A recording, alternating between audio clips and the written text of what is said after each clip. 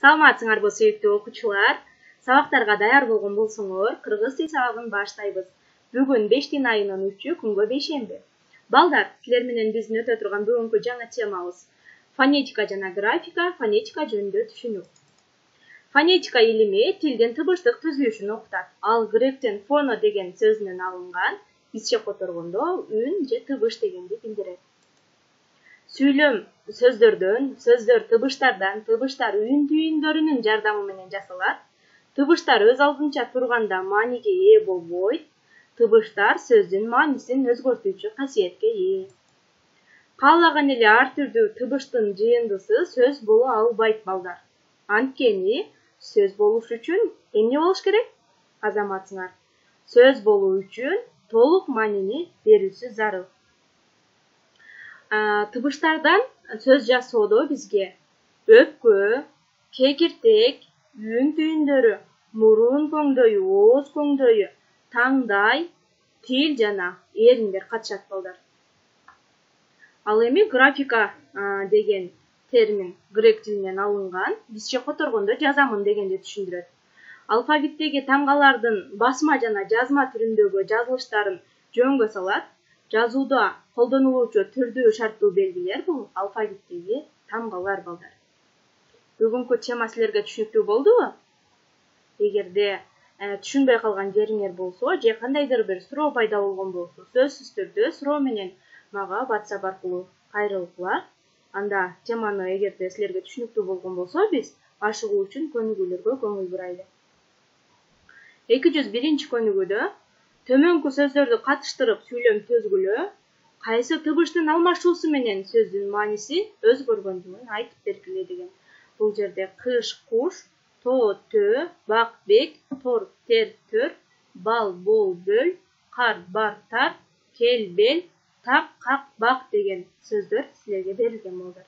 Ушул сөздөрдү катыштырып сүйлөм түзөбүз жана кайсы тыбыштардын алмашуусу менен сөздүн мааниси өзгөргөндүгүн айтабыз. Кийинки тапшырмада, аябай сонун тапшырма берилген балдар. 202 көнүгүүдө табышмактарды окуп, жандырмагын тапкыла, кайсы тыбыштардын алмашуусу менен сөздүн мааниси өзгөргөндүгүн түшүндүргүлө дейт. Бул жерде ыр түрүндө силерге табышмактар берилген, анын жандырмагын окуп чыгып тапкыла. Биринчисин мен силерге үлгү катарында көрсөтүп берейин. К тамга менен айтсак, жылкынын куйрук жалы. Ж менен айтсак эгер, мезгилдин эсеп маалы.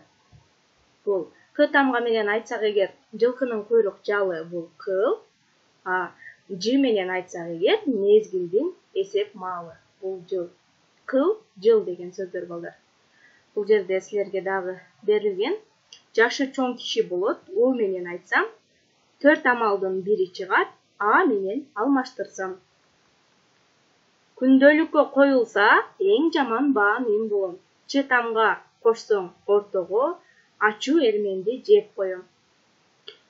Бирдиктеги санмын мен, манжаң жумуп санай бер. Ген деген мүчөгө уласаң, жылдызмын көктө санай бер.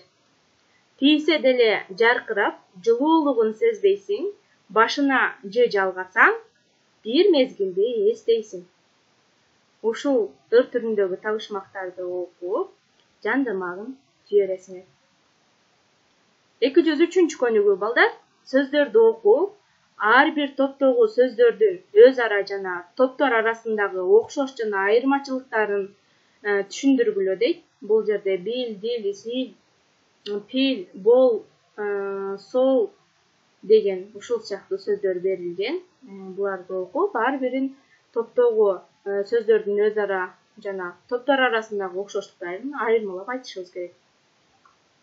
Үй тапшырмасы силерге 204 көнүгүү болот. Ырдан асты сызылган сөздөрдү көчүрүп жазып, маанилерин айтып бергиле дейт. Китепте карасаңар болот, асты сызылган сөздөр бар. Мен бул жерге силерге атайын көк түс менен белгилеп кеттим. Биз өмүрдүн гүлүбүз деген экен. Бийик көктөн нурун төккөн, орток биздин күнүбүз, жайна өскөн, жайдар өскөн, биз өмүрдүн гүлүбүз. Көрүп сыйын, достук ырын, түркүн тилде ырдайбыз, окшоп гүлгө тынчтык күндө окуп ойноп жыргайбыз. Бул казак акыны Ануарбек Дүйсенбиев дегендин ыры экен балдар. Тапшырмаларды так аткарабыз, сабактарда активдүү болобуз, класста иштөө үчүн атайын берилген көнүгүүлөрдүн баарын калтырбай иштеп жиберебиз балдар. Өтүлгөн темаларды эсиңерден чыгарбагыла, сабактарда активдүү болгула балдар.